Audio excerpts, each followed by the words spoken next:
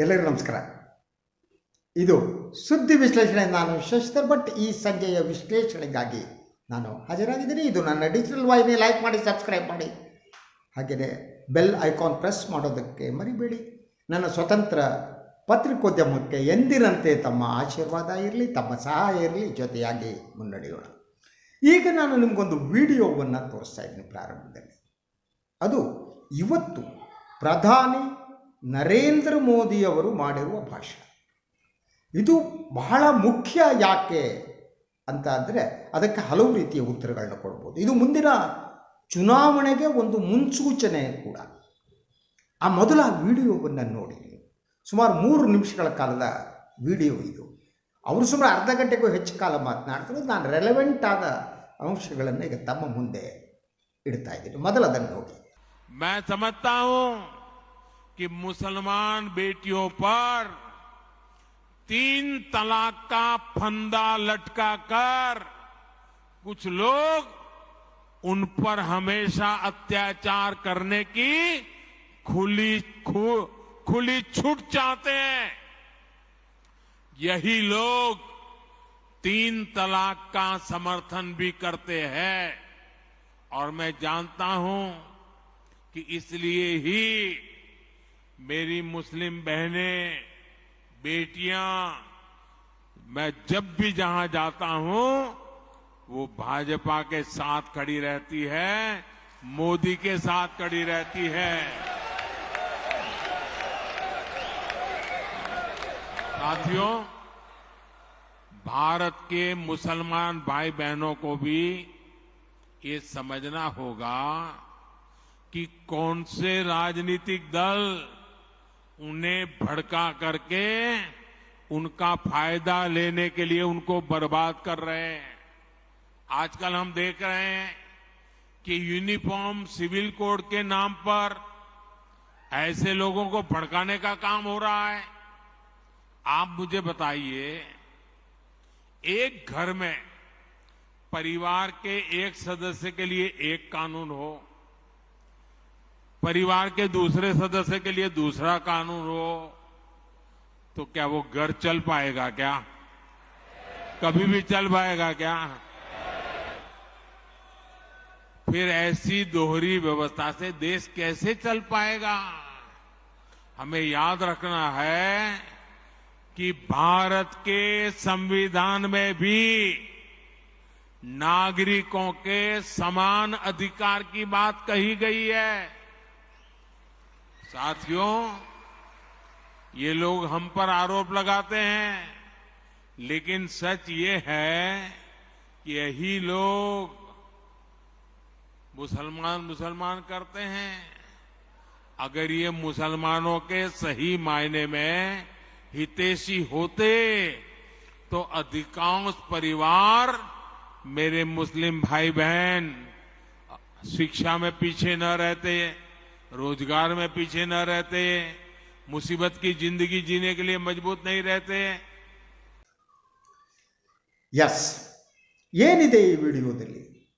ಒಂದು, ಬಹಳ ದಿನಗಳ ನಂತರ ಪ್ರಧಾನಿ ನರೇಂದ್ರ ಮೋದಿಯವರು ಏಕರೂಪ ನಾಗರಿಕ ಸಂಹಿತೆ ಬಗ್ಗೆ ಮಾತನಾಡಿದ್ದಾರೆ. Common civil code. ಹಾಗೆ ನೋಡಿದರೆ ಬಿಜೆಪಿಗೆ ಇದು ಹೊಸದಲ್ಲ. ಮೊದಲಿಂದ ಕಾಮನ್ ಸಿವಿಲ್ ಕೋಡನ್ನು ನಾವು ಈ ದೇಶದಲ್ಲಿ ಜಾರಿ ಮಾಡ್ತೀವಿ ಅಂತ ಹೇಳ್ತಾ ಬಂದಿದ್ದಾರೆ.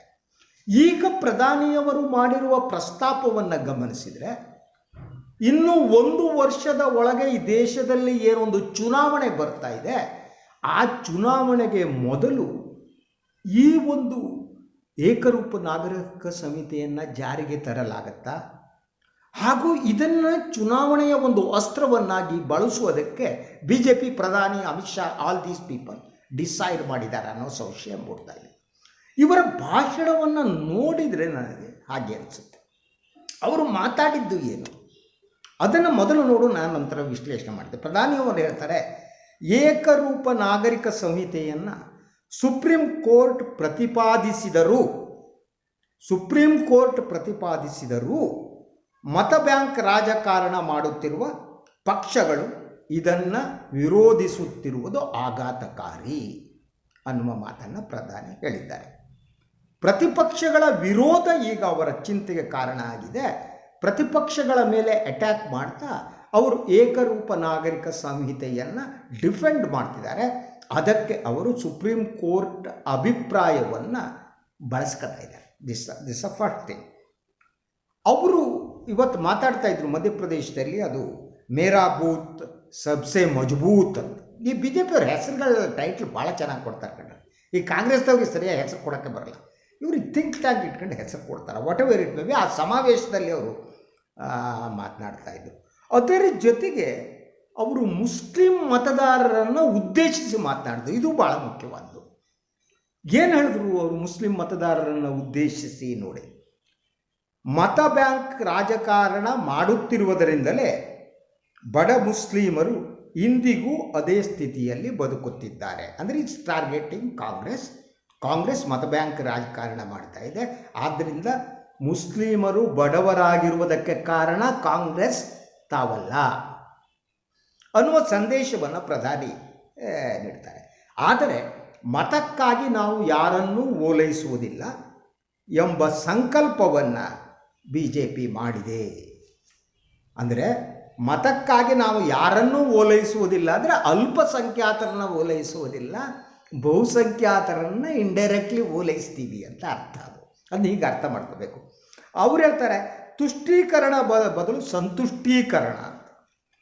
ಅಂದರೆ ಕಾಂಗ್ರೆಸ್ ತುಷ್ಟೀಕರಣ ಮಾಡುತ್ತೆ, ಅಲ್ಪಸಂಖ್ಯಾತರ ತುಷ್ಟೀಕರಣ ಮಾಡುತ್ತೆ ಅನ್ನೋ ಇದೇನಿದೆ, ಅದರ ಬದಲಿಗಾಗಿ ಅವರು ಅಲ್ಪಸಂಖ್ಯಾತರನ್ನು ಸಂತುಷ್ಟೀಕರಣ ಮಾಡ್ತೀವಿ, ಅವರಿಗೆ ಸಂತೃಪ್ತರನ್ನಾಗಿ ಮಾಡ್ತೀವಿ ಅನ್ನುವ ಅರ್ಥದಲ್ಲಿ ಪ್ರಧಾನಿ ಮಾತನಾಡಿದ್ದು.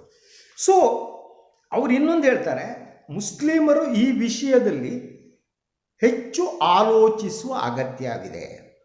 ಮತಕ್ಕಾಗಿ ಯಾವೆಲ್ಲ ಪಕ್ಷಗಳು ತಮ್ಮನ್ನು ಪ್ರಚೋದಿಸಿ ರಾಜಕೀಯವಾಗಿ ಬಳಸಿಕೊಂಡಿವೆ ಎಂಬುದನ್ನು ಅರ್ಥ ಮಾಡಿಕೊಳ್ಬೇಕು. ಅಂದರೆ ಈಸ್ ಟ್ರೈಂಗ್ ಟು ಮತ್ತೆ ಬೇರೆ ದಾರಿಯ ಮೂಲಕ ಅವರು ಮುಸ್ಲಿಂ ಮತಗಳ ಮೇಲೆ ಕಣ್ಣಿಟ್ಟಿದ್ದಾರೆ ಪ್ರಧಾನಿ.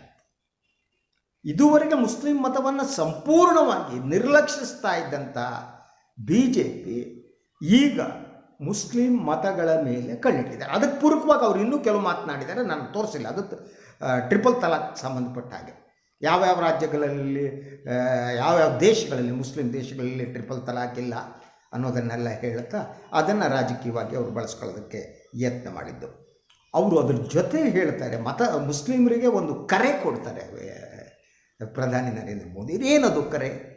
ಅದರ ಹಿನ್ನೆಲೆ ನೋಡಿ. ಅವ್ರು ಹೇಳ್ತಾರೆ, ಒಂದೊಮ್ಮೆ, ಇನ್ನೊಂದ್ಸಲ ಕೇಳಿಸ್ಕೊಳ್ಳಿ, ಒಂದೊಮ್ಮೆ ನಿಮ್ಮ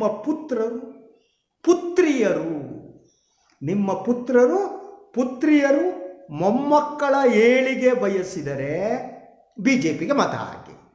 ಈ ಇನ್ವೈಟೆಡ್ ಮುಸ್ಲಿಂ ಕಮ್ಯುನಿಟಿ ನನಗೆ ಮತ ಹಾಕಿ ಅಂತ ಅವರು ಕರೆ ಕೊಡ್ತಾರೆ. ನಿಮ್ಗೆ ಏಳಿಗೆ ಬೇಕಾದರೆ ನೀವು ನಮಗೆ ಮತ ಹಾಕಿ ಅಂತ. ಅದ್ರ ಜೊತೆಗೆ ಪುತ್ರಿಯರ ಬಗ್ಗೆ, ಟ್ರಿಪಲ್ ತಲಾಕ್ ಬಗ್ಗೆ ಅವ್ರು ಮಾತನಾಡಿದಾಗಲೇ ಮುಸ್ಲಿಂ ಮಹಿಳೆಯರ ಕಷ್ಟದ ಬಗ್ಗೆ ಎಲ್ಲ ಮಾತನಾಡಿದ್ದಾರೆ. ಸೊ ಹೀಗೆ ಹೇಳಿದ ಪ್ರಧಾನಿ ನಂತರ ಗ್ಯಾರಂಟಿಗಳ ಮೇಲೆ ಅಟ್ಯಾಕ್ ಮಾಡಿದ್ರು. ಬಿ ಜೆ ಪಿಗೆ ತುಂಬ ಈ ಗ್ಯಾರಂಟಿ ಕಾಡ್ತಾ ಇದೆ. ಈ ಗ್ಯಾರಂಟಿಯ ಯಶಸ್ಸು ಕಾಂಗ್ರೆಸ್ ಪಕ್ಷದ ಕರ್ನಾಟಕದ್ದೇನಿದೆ ಅದು ಬಿ ಜೆ ಪಿಯನ್ನು ಹೆಚ್ಚು ಚಿಂತಿತವಾಗಿ ಮಾಡಿದೆ. ಯಾಕೆಂದರೆ ಈ ಗ್ಯಾರಂಟಿಗಳು ಏನಿವೆ, ಕರ್ನಾಟಕದಲ್ಲಿ ಭರವಸೆ ಏನು ಕಾಂಗ್ರೆಸ್ ನೀಡಿತು 5 ಗ್ಯಾರಂಟಿಗಳು. ಈ 5 ಗ್ಯಾರಂಟಿಗಳು ಮೋದಿ, ಅಮಿತ್ ಶಾ ಅವರನ್ನು ಸೋಲಿಸಿದ್ರು. Not only B J P, not only Karnataka B J P, not only Yediyurappa and all these fellows. ಗ್ಯಾರಂಟಿಗಳೇನಿವೆ, ಈ ಗ್ಯಾರಂಟಿಗಳು ಜನರ ಬದುಕಿಗೆ ಏನು ಸಂಬಂಧಪಟ್ಟಿದೆ, ಈ ಗ್ಯಾರಂಟಿಗಳು ಮೋದಿ ಮುಖವನ್ನು ಡಿಫೀಟ್ ಮಾಡಿವೆ. ಅಂಡರ್ಸ್ಟ್ಯಾಂಡ್? ಮೋದಿ 6 ಬಾರಿ ರೋಡ್ ಶೋ ಮಾಡಿದ್ರು, 21 ಬಾರಿ ಕರ್ನಾಟಕಕ್ಕೆ ಬಂದರು. ಅವರು ಮುಖ ನೋಡ್ಕೊಂಡು ಗ್ಯಾರಂಟಿಗಳ ಸಲುವಾಗಿ ಅವರು ಮತ ಹಾಕಿದ್ರು ಅನ್ನೋದು ಬಹಳ ಬಹಳ ಮುಖ್ಯವಾದ್ದು. ಸೊ ಅದರಿಂದ ಅವರು ಗ್ಯಾರಂಟಿಗಳ ಮೇಲೆ ಅವರು ಅಟ್ಯಾಕ್ ಮಾಡ್ತಾರೆ. ಈ ಗ್ಯಾರಂಟಿಗಳ ಬಗ್ಗೆ ಅವರು ಮಾತನಾಡ್ತಾರೆ. ಅದರಿಂದ ಗ್ಯಾರಂಟಿಗಳ ಬಗ್ಗೆ ಭಾಳ ಸಿಟ್ಟಿದೆ ಅವರಿಗೆ. ಈ ಗ್ಯಾರಂಟಿಗಳೇ ಮುಂದಿನ ಚುನಾವಣೆಯಲ್ಲಿ ನಮ್ಮನ್ನು ಸೋಲಿಸಿದರೆ ಅನ್ನೋ ಭಯ ಇದೆ. ಆ ಭಯನೂ ಕಾಡ್ತಾ ಇದೆ ಅವರಿಗೆ. ಈ ಗ್ಯಾರಂಟಿಗಳನ್ನು ಗ್ಯಾರಂಟಿ ಅನ್ನೋದು ಭಾಳ ಸಾಂಕೇತಿಕವಾದ್ದು. ಗ್ಯಾರಂಟಿ ಅನ್ನುವುದು ಅದು ಈ ಸಮಾಜದ ಕೆಳವರ್ಗಗಳ ಪರವಾಗಿರುವುದು, ಅನ್ನ ಇಲ್ಲದವರ ಪರವಾಗಿರುವಂಥದ್ದು. ಈ ಅನ್ನವಿಲ್ಲದ ಜನ, ಹಸಿವಿನ ಅನುಭವ ಇರುವ ಜನ, ಹಸಿವಿನಿಂದ ಬಳಲುತ್ತಿರುವ ಜನ ಇದ್ದಾರಲ್ಲ, ಅವರು ತಿರುಗಿ ಬಿದ್ದರೆ ಆವಾಗ ಮೋದಿ ಅಮಿತ್ ಶಾ ಇದು ಮುಖೇಡಿಗಳಾಗ್ತಾರೆ, ಅವ್ರ ಮುಖಕ್ಕೆ ಬೆಲೆ ಇರಲ್ಲ. ಅವರು ಕೊಡುವ ಒಂದು ಹೊಸ ಅಭಿವೃದ್ಧಿಯ ಮಂತ್ರ ಏನಿದೆಯಲ್ಲ ಅದನ್ನು ಜನ ರಿಜೆಕ್ಟ್ ಮಾಡ್ತಾರೆ. ನಾವಿಷ್ಟು ರಸ್ತೆ ಕೊಟ್ಟಿದ್ದೀವಿ, ಪ್ರತಿ ಊರಿಗೂ ವಿಮಾನ ನಿಲ್ದಾಣ ಮಾಡಿದ್ದೀವಿ, ಇದೆಲ್ಲ ಹೊಡ್ಸ್ಕೊಂಡು ಹೋಗ್ಬಿಡುತ್ತೆ. ಅದ್ರ ಜೊತೆಗೆ ಧರ್ಮ ರಾಜಕಾರಣ ಕೂಡ ಹೊಡ್ಸ್ಕೊಬರುತ್ತೆ. ಹಸಿವಿನ ಪ್ರಶ್ನೆ ಬಂದಾಗ ಧರ್ಮ ಇಂಪಾರ್ಟೆಂಟ್ ಆಗೋದೇ ಇಲ್ಲ ಮನುಷ್ಯನಿಗೆ. ಹೊಟ್ಟೆ ತುಂಬಿದ ಮೇಲೆ ಧರ್ಮ ಅಲ್ವಾ? ಆದ್ದರಿಂದ ಈ ಧರ್ಮದ ಅಸ್ತ್ರ ಕೂಡ ಹೋಗ್ಬಿಡ್ಬೋದು ಅನ್ನುವ ಭಯ ಪ್ರಧಾನಿಯವರಿಗೆ ಇದ್ದಂತೆ ಕಾಣ್ತಾರೆ. ಅದಕ್ಕೆ ಅವ್ರು ಹೇಳ್ತಾರೆ, ಅವರು ಕಾಂಗ್ರೆಸ್ ಅಂತ ಹೇಳಲ್ಲ, 20 ಲಕ್ಷ ಕೋಟಿಗಳ ಗ್ಯಾರಂಟಿ ಹಗರಣ ಅನ್ನುವ ಮಾತನಾಡ್ತಾರೆ ಪ್ರಧಾನಿ. ಏನದು ಅದ್ರ ವಿವರ ಕೊಡಲ್ಲ, ಇದ್ರ ಬಗ್ಗೆ ನಾವು ತನಿಖೆ ಮಾಡ್ತೀವಿ ಅನ್ನುವ ಮಾತನ್ನು ಪ್ರಧಾನಿ ಹೇಳ್ತಾರೆ. ಎಷ್ಟು 20 ಲಕ್ಷ ಕೋಟಿ ಹಗರಣ ಅಂತ, ಅದು ಗ್ಯಾರಂಟಿ ಹಗರಣ. ಅದು ಯಾವುದು ಅಂತ ಪ್ರಧಾನಿ ಅವರೇ ಹೇಳಬೇಕು. ಸೊ ಈಗ ಪ್ರಶ್ನೆ ಬರ್ತೀರಿ, ಮೂಲ ಪ್ರಶ್ನೆ ಕೊನೆಯಲ್ಲಿ. ಪ್ರಧಾನಿಗಳು ಮುಸ್ಲಿಮರು BJPಗೆ ಮತ ಹಾಕಬೇಕು ಅನ್ನುವ ಕರೆಯನ್ನು ನೀಡಿದ್ದಾರೆ. ಓಕೆ, ಈಗಿರುವ ಪ್ರಶ್ನೆ, ಮುಸ್ಲಿಮರು BJPಗೆ ಯಾಕೆ ಮತವನ್ನು ಹಾಕಬೇಕು? ಆಲೋಚನೆ ಮಾಡಿ, ಯಾಕೆ ಮತ ಹಾಕಬೇಕು? ಒಂದು, ನೀವು ಕರ್ನಾಟಕದ ಬೆಳವಣಿಗೆಗಳು, BJP ಸರ್ಕಾರ ಇದ್ದಾಗ ಉತ್ತರ ಪ್ರದೇಶದ ಬೆಳವಣಿಗೆಗಳು, ಉಳಿದೆಲ್ಲ ಬೆಳವಣಿಗೆಗಳನ್ನ ಗಮನಕ್ಕೆ ತೆಗೆದುಕೊಳ್ಳಿ. ಬುಲ್ಡೋಜರ್ಗಾಗಿ ನೀವು BJPಗೆ ಮತ ಹಾಕಬೇಕಾ? ಮೊದಲನೇ ಪ್ರಶ್ನೆ. ಆಹಾರ ಪದ್ಧತಿ ಮತ್ತು ಧಾರ್ಮಿಕ ನಂಬಿಕೆಗಳ ಮೇಲೆ ದಾಳಿ ನಡೆಸುವುದಕ್ಕಾಗಿ, ಹಿಜಾಬು, ಅಜಾನು, ಹಲಾಲ್ ಎಲ್ಲ ನಡೀತಲ್ಲ, ಅದಕ್ಕಾಗಿ BJPಗೆ ಮತ ಹಾಕಬೇಕಾ? BJP ಸರ್ಕಾರ ಎಲ್ಲಿದೆಯೋ ಅಲ್ಲಿ ಮುಸ್ಲಿಮ್ಗೆ ರಾಜಕೀಯ ಪ್ರಾತಿನಿಧ್ಯನೇ ಇಲ್ಲ, ಅದಕ್ಕಾಗಿ BJPಗೆ ಮತ ಹಾಕಬೇಕಾ? ಸಾಮಾಜಿಕ ಸಮಾನ ಹಕ್ಕನ್ನು ಏನು ಅಲ್ಪಸಂಖ್ಯಾತರಿಗೆ ನಿರಾಕರಿಸಲಾಗುತ್ತೆ, ಅದಕ್ಕಾಗಿ BJPಗೆ ಮತ ಹಾಕಬೇಕಾ? ಈಗ ಸಮಾನ ನಾಗರಿಕ ಸಂಹಿತೆಯನ್ನು ತರುವ ಮೂಲಕ, ಯಾಕಂದರೆ ಈಗ ಇಂಡಿಯಾದಲ್ಲಿ ಹಿಂದೂಗಳಿಗೆ ಹಿಂದೂ ಲಾ ಇದೆ, ಮುಸ್ಲಿಮರಿಗೆ ಮೊಹಮ್ಮಡಿಯನ್ ಲಾ ಅಂತಿದೆ. ಈ ಲಾಗಳು ನೀವು ಕೌಟುಂಬಿಕ ವ್ಯವಸ್ಥೆಯಿಂದ ಪ್ರಾರಂಭವಾಗಿ ಅವರ ಆಸ್ತಿ ಹಕ್ಕಿನ ಮೇಲೆ ಆಯಾ ಧರ್ಮದ, ಹಿಂದೂ ಮತ್ತು ಮುಸ್ಲಿಂ ಧರ್ಮದ ಗ್ರಂಥಗಳು ಏನು ಹೇಳ್ತವೆ ಅನ್ನೋ ಆಧಾರದ ಮೇಲೆ ತೀರ್ಮಾನ ಮಾಡಲಾಗುತ್ತೆ. ಈ ಸಮಾನ ನಾಗರಿಕ ಹಕ್ಕು ಬರುವ ಮೂಲಕ ಅದು ಬಹುಮಟ್ಟಿಗೆ ಹಿಂದೂ ಏನು ಸಿವಿಲ್ ಕೋಡ್ ಇದೆ, ಹಿಂದೂ ನಾಗರಿಕ ಸಂಹಿತೆ ಇದೆ, ಅದರ ಆಧಾರದ ಮೇಲೆ ತೀರ್ಮಾನ ಆಗೋ ಚಾನ್ಸಸ್ ಇದೆ ಅದರಲ್ಲಿ ಬಹುಮಟ್ಟಿಗೆ. ಸಮಾನ ನಾಗರಿಕ ಸಂಹಿತೆ ಅಂದರೆ ಯಾವುದು ಸಮಾನವಾದದ್ದು? ಇದರಲ್ಲಿ ಮೊಹಮ್ಮಡಿಯನ್ ಲಾದಲ್ಲಿರುವ ಯಾವುದಾದರೂ ಅಂಶಗಳನ್ನು ಸೇರಿಸ್ತೀರಾ? I don't think so. ಆ ಸೇರಿಸುವ ಚಾನ್ಸಸ್ ಕಾಣಲ್ಲ. ಸೊ ಅಂದರೆ ಏನು, ಮುಸ್ಲಿಮರ ಧಾರ್ಮಿಕ ಹಕ್ಕುಗಳು ಮತ್ತು ಸಾಮಾಜಿಕ ಹಕ್ಕುಗಳು ಏನಿವೆ ಮೊಹಮ್ಮಡಿಯನ್ ಲಾ ಮೂಲಕ ಅದನ್ನು ತೆಗೆದು ಸಮಾನವಾಗಿ ಹಿಂದೂ ಲಾ ಏನಿದೆ ಅದನ್ನು ಅಳವಡಿಸುವ ಚಾನ್ಸಸ್ ಇದೆ. ಇದು ಕೂಡ ಮುಸ್ಲಿಂ ಜನಸಮುದಾಯದ ಧಾರ್ಮಿಕ ಹಕ್ಕು ಮತ್ತು ಸಾಮಾಜಿಕ ಹಕ್ಕಿನಲ್ಲಿ ಬದಲಾವಣೆಯನ್ನು ತರುತ್ತೆ. ಇದಕ್ಕಾಗಿ ಓಟ್ ಹಾಕಬೇಕಾ? ಜನ ಆಲೋಚನೆ ಮಾಡಬೇಕು. ಎನಿವೆ, ನನಗನ್ನಿಸುವ ಹಾಗೆ ಮುಂಬರುವ ಏನು ಲೋಕಸಭಾ ಚುನಾವಣೆ ಇದೆ, 1 ವರ್ಷದ ಒಳಗಡೆ ಬರುತ್ತೆ. ಅದಕ್ಕೂ ಮೊದಲು ಸಮಾನ ನಾಗರಿಕ ಸಂಹಿತೆ ಈ ದೇಶದಲ್ಲಿ ಜಾರಿಗೆ ಬರ್ಬೋದು. ಅದರ ಜೊತೆ ಗಡಿಯಲ್ಲಿ ಒಂದಿಷ್ಟು ಗಲಾಟೆ ಆಗಬಹುದು.